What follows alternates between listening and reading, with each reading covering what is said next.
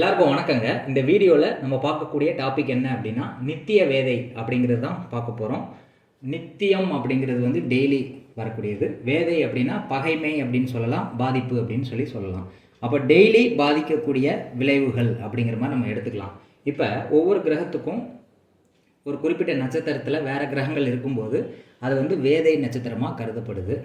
இந்த நித்திய வேதை கணக்குப்படி பார்த்திங்கன்னா ஒவ்வொரு கிரகத்துக்கும் ஒரு குறிப்பிட்ட நட்சத்திரத்தில் வேறு கிரகம் வந்து வேதையாக வருது. அப்படி வரும்போது இந்த கிரகம் வந்து பாதிக்கப்படுது. இப்போ சூரியனுக்கு 9வது நட்சத்திரத்தில் ராகு கேது வரும்போது சூரியன் வந்து பாதிக்கப்படுது. சந்திரனுக்கு 7வது நட்சத்திரத்தில் செவ்வாய் வரும்போது சந்திரன் பாதிக்கப்படுது.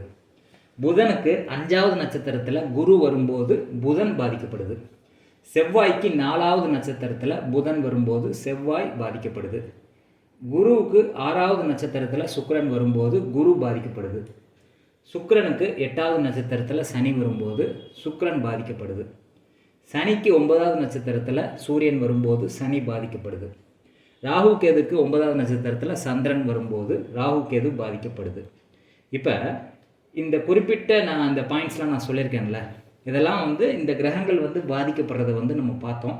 இப்படி பாதிக்கப்படும் போது என்ன நடக்கும் அப்படின்னா, இந்த கிரகங்கள் நின்ற வீட்டில் இருக்கக்கூடிய பலனையும் அது கொடுக்க முடியாமல் போயிடும். இந்த கிரகத்தினுடைய காரகத்துவம் அப்படிங்கிறதும் இழந்துடும். இந்த கிரகம் வந்து இப்போ சூரியனுடைய காரகத்துவம் அப்படிங்கிறது வந்து அப்பாவை குறிக்கிறது, மூத்த சகோதரனை குறிக்கிறது, அதே மாதிரி வந்து அரசு வேலையை குறிக்கிறது. இது எல்லாமே வந்து பாதிக்கப்படும். அரசு தரப்பில் இருக்கக்கூடிய ஒரு பதவி கௌரவம் கிடைக்காது. அப்பா சம்மந்தப்பட்ட விஷயத்தில் வந்து பாதிப்பை கொடுக்கும். அதே மாதிரி வந்து சூரியன் நின்ற பாவம் எத்தனாவது பாவமாக வருதோ அந்த பாவ ஆதிபத்தியமும் பாதிக்கப்படும் அப்படின்னு சொல்லப்படுது. இப்போ சூரியன் பாதிக்கப்பட்டால் நிலையான வேலை அமையாது அப்படின்னு சொல்கிறாங்க. அதாவது ஒரு படித்ததுக்கேற்ற வேலை அல்லது வந்து நிலையான வேலை அமையாது, மாறிக்கிட்டே இருக்கும் வேலை, ஒரு நிலையாக இருக்க மாட்டார் அப்படின்னு சொல்லலாம். சந்திரன் வந்து நித்திய வேதையில் பாதிக்கப்பட்டது அப்படின்னா டெய்லி பிரச்சனையை வந்து சந்திச்சுக்கிட்டே இருப்பாங்க அப்படின்னு சொல்லப்படுது. புதன் வந்து வேதை நட்சத்திரமாக வருது, நித்திய வேதை நட்சத்திரமாக புதன் பாதிக்கப்படுது அப்படின்னா அவங்களுக்கு படித்தது ஒன்று, வேலை பார்க்குறது ஒன்று, படிப்பு சம்மந்தமில்லாத வேலை தான் பார்ப்பாங்க அப்படின்னு சொல்லப்படுது.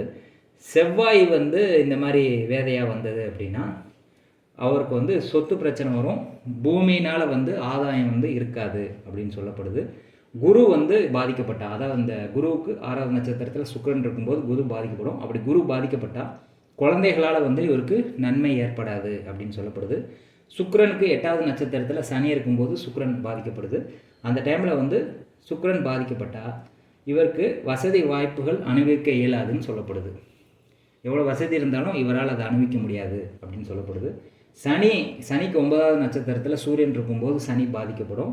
அப்போ சனி பாதிக்கப்படும் போது அவருக்கு ஆயுள் கண்டம் இருக்குது அப்படின்னு சொல்லப்படுது. ராகு கேது வந்து அதுக்கு 9வது நட்சத்திரத்தில் சந்திரன் இருக்கும்போது ராகு கேது பாதிக்கப்படுது.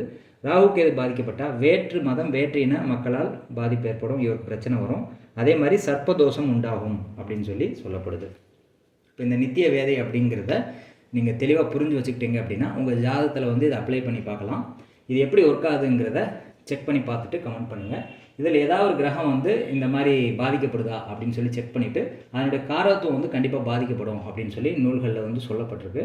இதை செக் பண்ணிவிட்டு எப்படி இருக்குது அப்படிங்கிறத கமெண்ட் செக்ஷனில் கமெண்ட் பண்ணுங்கள். உங்களுக்கு இந்த வீடியோ வந்து கண்டிப்பாக பயனுள்ளதாக இருக்கும் அப்படின்னு நான் நம்புகிறேன்.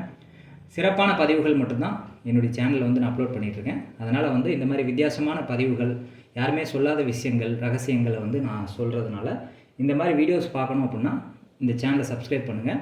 இந்த மாதிரி நிறைய வீடியோஸ் பார்த்து சப்போர்ட் பண்ணுங்கள். உங்களுக்கு ஜாதகம் பார்க்கணும்னு விருப்பம் இருந்துச்சு அப்படின்னா டிஸ்கிரிப்ஷனில் என்னுடைய வாட்ஸ்அப் நம்பர் கொடுத்துருக்கேன். வாட்ஸ்அப் மூலிமா தொடர்பு கொண்டு அப்பாயின்மெண்ட் ஃபிக்ஸ் பண்ணிட்டு ஜாதகம் பார்க்கலாம். நன்றி, வணக்கம்.